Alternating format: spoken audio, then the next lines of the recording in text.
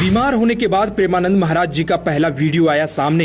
हालत देख रो पड़े भक्त, मुश्किल से खुल रही है आंखें। महाराज जी ने कुछ दिन पहले ही दिया था अपने अंतिम समय का संदेश। अब सुनी हो गई सड़कें, एक झलक पाने के लिए तरस रहे हैं लोग। अब हमारा आखिरी समय है, क्योंकि किडनी फेल है। कभी भी ठाकुर जी ट्रांसफर कर सकते हैं।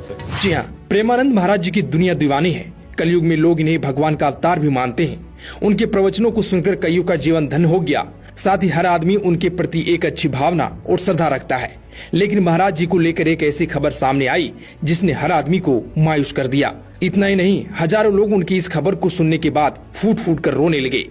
दरअसल महाराज जी की हालत नाजुक है। हर रोज उनका डायलिसिस चल रहा है। कब क्या हो जाए कुछ पता नहीं।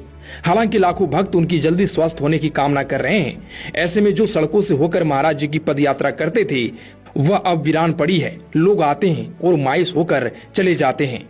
जहां हर गली हर मोड़ पर राधा कृष्ण के नाम से गूंजती है, जहां हर भक्त का सपना होता है कि एक बार प्रेमानंद महाराज जी का दर्शन हो जाए, जहां रोजाना हजारों श्रद्धालु केली कुंज आश्रम के बाहर कतार में लगते थे सिर्फ एक झलक पाने के लिए, लेकिन अब वही रास्ते वीरान हैं। जहां हर रोज सुबह महाराज जी पदयात्रा पर निकलते थे वह मार्ग अब सन्नाटे में डूबा है।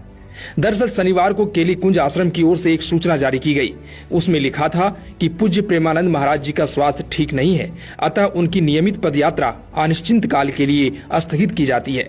बस इतना सुनते ही भक्तों के बीच शोक और चिंता का माहौल बन गया। शनिवार की सुबह जैसे ही सूरज की पहली किरणें आश्रम की दीवारों पर पड़ी, सैकड़ों भक्त वहां पहले से खड़े थे।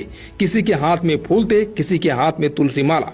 हर किसी की आंखों में बस एक उम्मीद कि आज महाराज जी के दर्शन होंगे। लेकिन जब उन्हें बताया गया कि महाराज आज भी नहीं निकले हैं तो बहुतों की आंखों से आंसू बह निकले। दरअसल पिछले कुछ दिनों से महाराज जी का स्वास्थ्य बहुत नाजुक है। वो किडनी की बीमारी से जूझ रहे हैं। यह बीमारी उन्हें साल 2006 में हुई थी।